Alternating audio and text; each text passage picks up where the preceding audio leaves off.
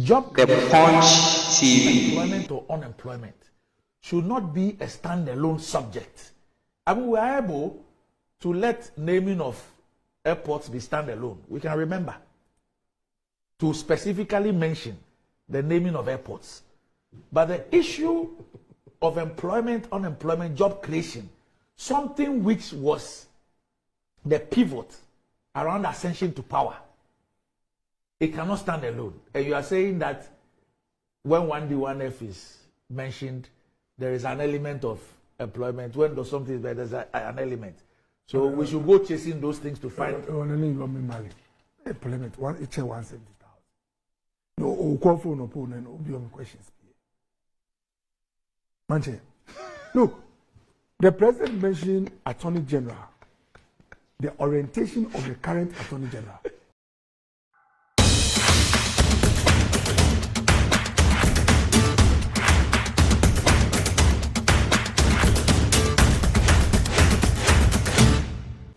I would like to take my presentation from this angle.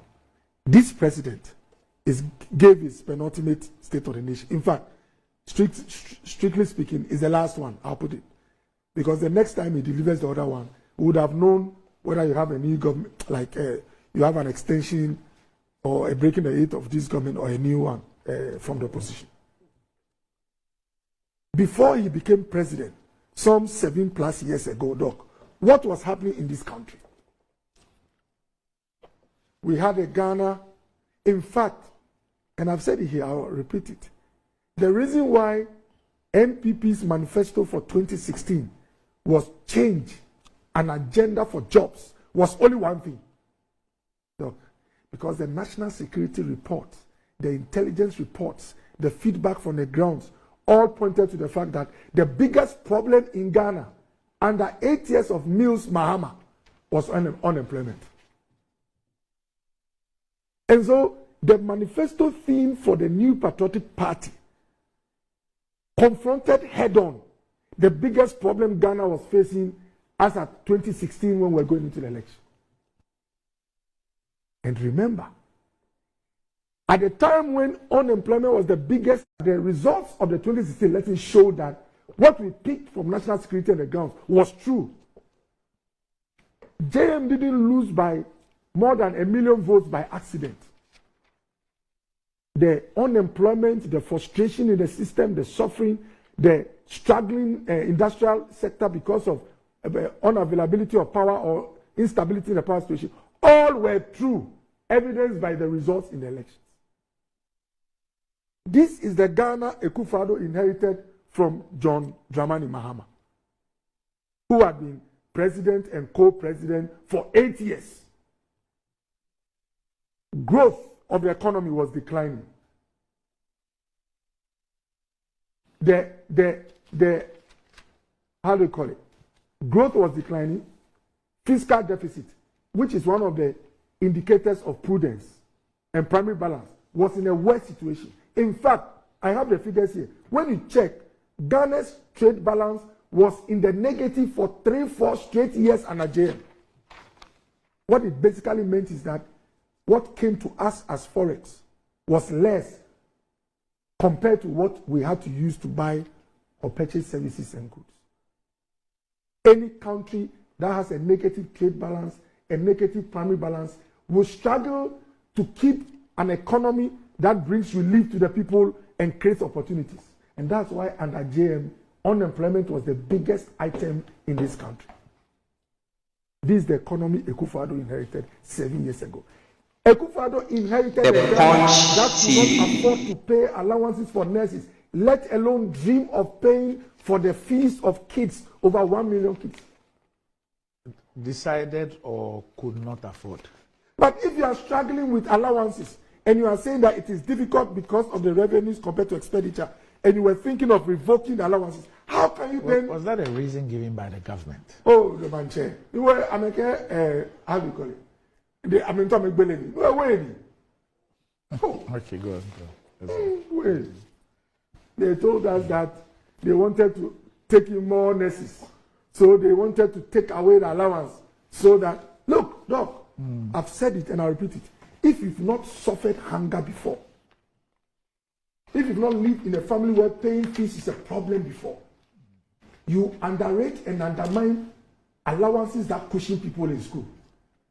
And I'll mention it. My twin sister was a nurse. I was in medical school. She was getting money every month. I nearly switched from medicine to nursing because life was not easy. So these basic arguments like let's expand intake and remove allowance. Who told you it is easy to take out allowance and keep lives intact? And so we had an economy that basically could not sustain paying of allowance. This is the Ghana Akufo-Addo inherited. Akufo-Addo inherited a Ghana that will not keep the lights on for close to 3-4 straight years. Well, the viewer watching lived in Ghana. I was in Ghana. We will not belabor the point. You knew what happened to you before Akufo-Addo came. The cost to your partners at home, whether the lights were on or not. So you prepare your mind. That was the Ghana we were left with. And if you have a country that cannot keep the power on, how can industry grow from a 12-hour economy to a 24-hour economy? We had a Ghana, by the way, by the time JM was checking out, we had gone into an IMF program. And we all have sort of agreed that it is a challenged economy.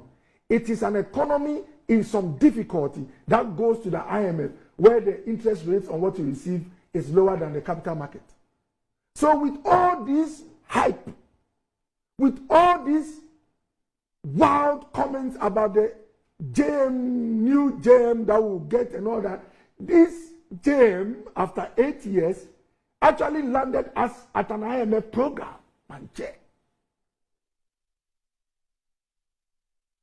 That is what the records show and the history shows. But let's now come into the first term of Akufo-Addo. In the first budget statement read by Ken Ofori-Atta, boldly, Nana Addo Dankwa Akufo-Addo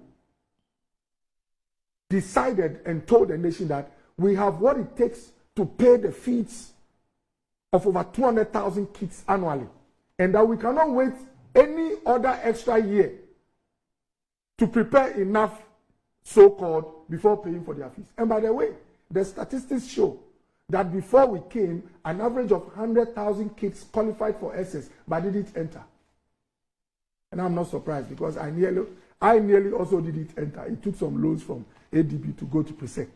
So this president sometimes is talked about like some mythical, how do you call it, insensitive boss. But this same Akufo-Addo has paid fees for over 1 million kids so far. Kids who are found in homes in this country. This Akufo-Addo has given us a power availability situation that is better than what JM gave us after 8 years.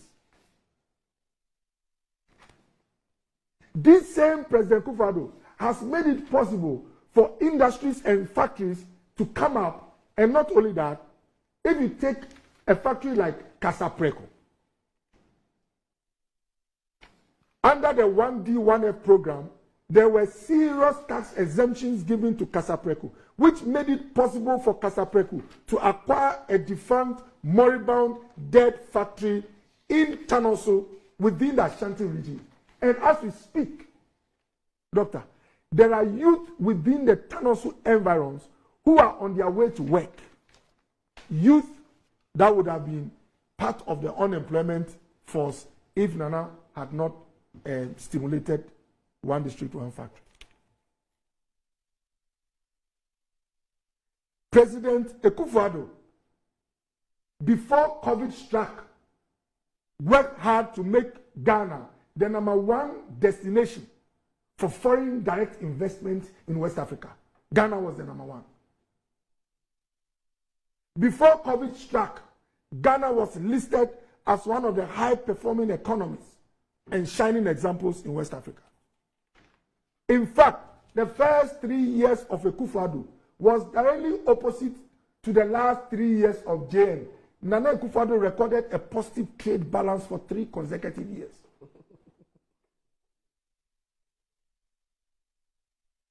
And I listened to my brother Sammy.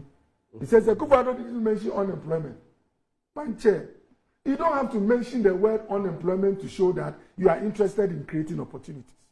The president mentioned 1D, 1F in his speech. Even mentioned that over 170,000 people have been absorbed. It is the opportunities you create that speak to unemployment, not the word itself. If it's the word, I would have called Eugene to keep unemployment in the speech. But it's opportunities. The president spoke about revival of the CAT project, the Confanoche Teaching Hospital, a project that has been moribund for the past 40 years. Manche, Bononi, you are to you know, Panono. 40 years. Confanoche Teaching Hospital. The Punch TV. A project that has been moribund for 40 years. JM was in power for 8 years. The CAT project was hanging. It's a big white elephant. It remained so for 8 years. And the Akufo-Addo, it is being built at the cost of about 138 million euros. Revival of projects. These will create jobs. A lot of youth are working. So Akufo-Addo doesn't need to mention the word unemployment. The opportunities you create will speak to employment. The University of Ghana, University of Ghana Sports Stadium. Anytime I pass by and see the stadium, I get inspired that all is not lost for Ghana in terms of hope. Structures that were hanging for years are coming up.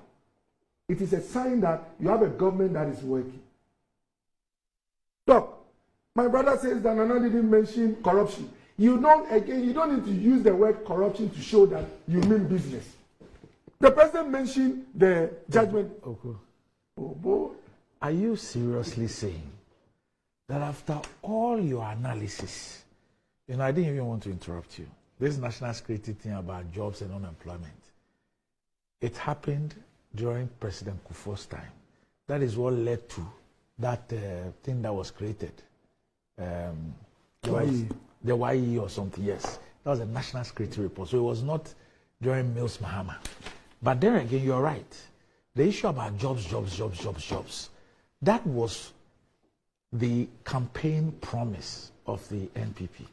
Are you suggesting that an issue of employment, which is what underpinned President Akufo-Addo's ascendancy to the president, and the fact that we now have a report from the government statistician which tells us that unemployment is at an all-time high.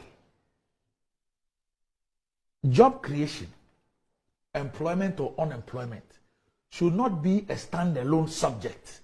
I mean, we are able to let naming of airports be standalone. We can remember to specifically mention the naming of airports.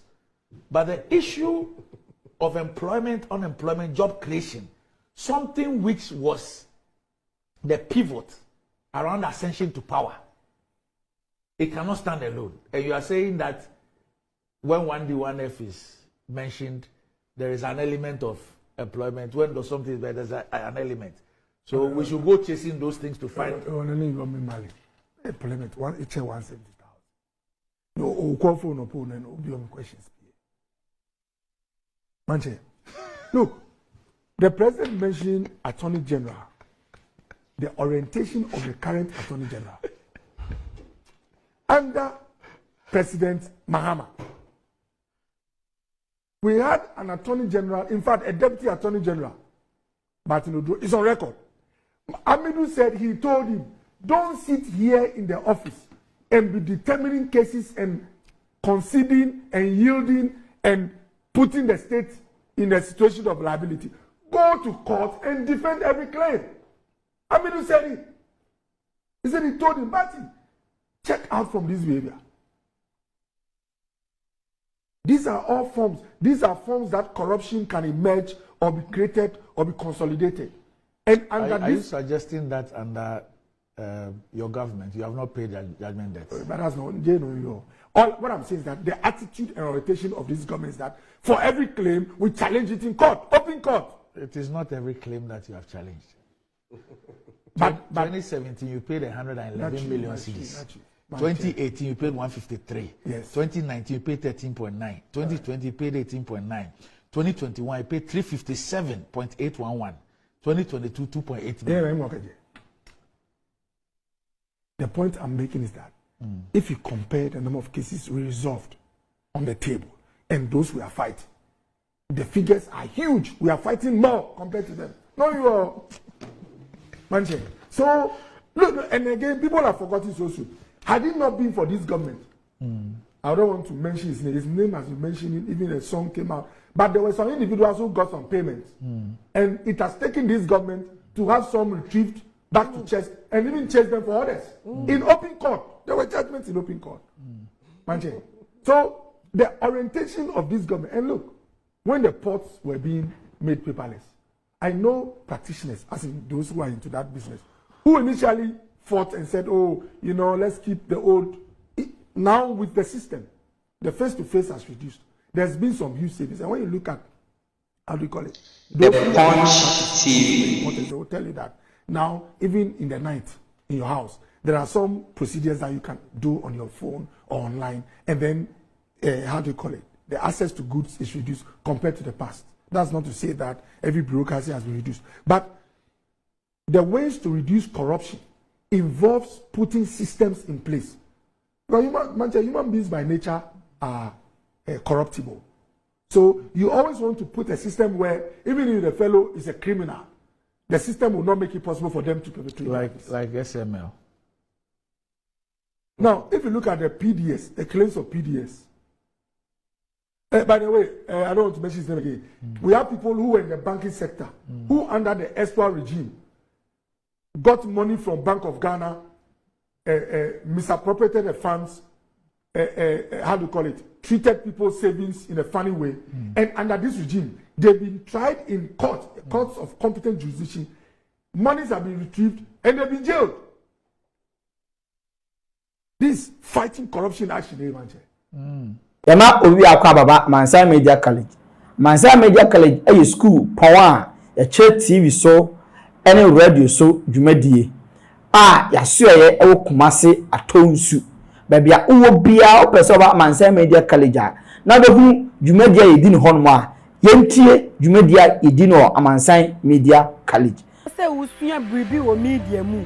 Ana opese ohunu bibi biara efa media ho enso eche kra Mansa Media College e wo homa ye wa achechefo a wa kwadiri yie wa de twem na in studio ni ye newsroom de edi twem wonsam twem no ye kire bibi ti se kasebo akenkan ni sinitwa ni bebura ekeka ho wa multimedia mu nso ye kire bibi ti se sini mfoni asiesie mfoni nitwa ni bebura ekeka ho ye betumi so aboa ama wo de na otwepe asunya bribi wo nkitahudie adwuma ahodo nyinaa mu esan se ye wo yankasa foni nti abri biara ye ma ya adesuafo kwan ma okọ yode ya kire won adesua dan mu no ahwefo hu e kame ese obi biara a wo le bosomtwe ase enim abakosema efa nsuo hu menya abofra kitua bi wa ha ono so se onim abakosema efa le bosomtwe hu abusuafo ye mama kwaba eba Ghana Pages TV so emra so se the trending issues near koso